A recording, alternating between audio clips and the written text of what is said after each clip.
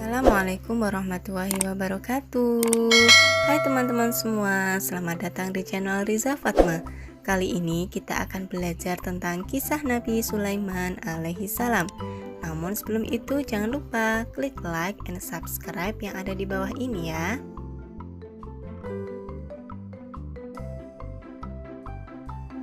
Nabi Sulaiman adalah putra Nabi Daud.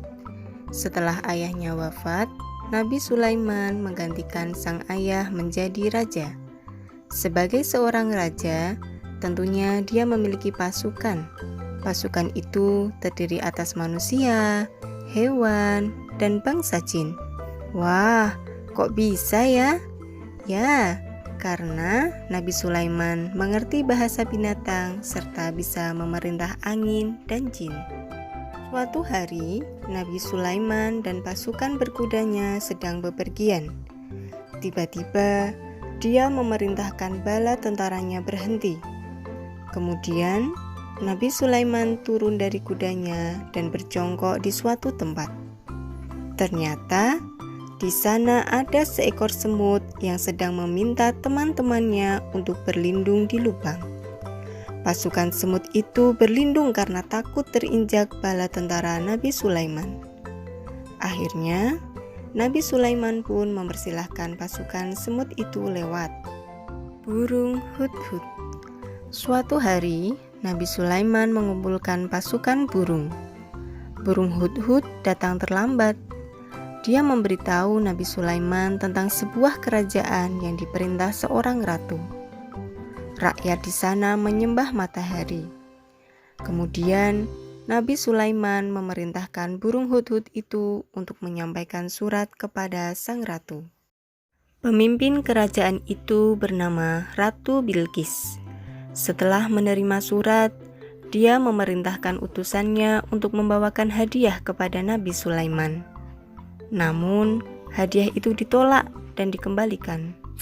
Ratu Bilqis lalu memerintahkan pasukannya bergerak menuju kerajaan Nabi Sulaiman. Mendengar itu, Nabi Sulaiman mengumpulkan pasukannya. Mereka ditanya, siapa yang mampu memindahkan singgasana Ratu Bilqis ke istana beliau? Golongan jin sanggup membawanya sebelum Nabi Sulaiman berdiri dari tempat duduknya. Lalu, seseorang yang saleh mengaku mampu melakukannya sebelum Nabi Sulaiman mengedipkan mata. Maka berpindahlah singgasana Ratu Bilqis dalam sekejap. Nabi Sulaiman menyuruh kaumnya membuat istana dari kaca dengan aliran air di bawahnya dan atap dari kaca. Air itu dilengkapi dengan ikan dan hewan-hewan yang lain. Ketika memasuki istana dari kaca tersebut, Ratu Bilqis langsung mengangkat kainnya. Dia mengira kaca itu adalah air. Setelah menyadari kehebatan Nabi Sulaiman, Ratu Bilqis akhirnya beriman kepada Allah.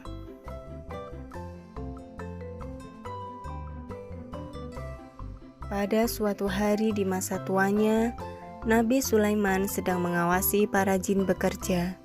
Lalu, tiba-tiba jatuh tersungkur karena tongkat yang dipegangnya dimakan oleh rayap. Rupanya Nabi telah tiada. Kalau bukan karena rayap yang menggerogoti tongkatnya hingga patah, tidak ada seorang pun yang menyangka bahwa Nabi Sulaiman itu telah wafat. Meskipun termasuk makhluk yang gaib, bukan berarti jin mengetahui segalanya.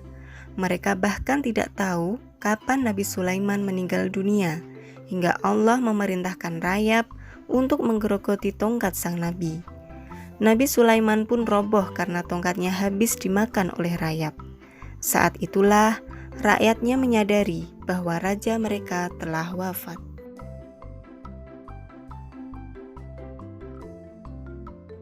Mukjizat Nabi Sulaiman antara lain adalah: pertama, dapat berbicara dengan hewan. Kedua, dapat memerintah jin dan setan dengan seizin Allah. Yang ketiga, dapat mengendarai angin dengan seizin Allah. Dan yang keempat, memiliki harta yang berlimpah. Keteladanan kisah Nabi Sulaiman alaihi salam.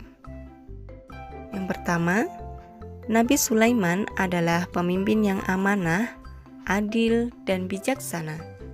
Yang kedua, selalu rendah hati dan malu kepada Allah. Dan yang ketiga, senang bekerja sebagai wujud syukur kepada Allah karena sudah diberi kesehatan dan kesempatan untuk beribadah kepada Allah. Pesan untuk teman-teman semua, bersantai boleh, tapi malas jangan. Ayo, buat harimu makin produktif dengan belajar, membantu orang tua, dan beribadah. Terima kasih teman-teman, semoga bermanfaat.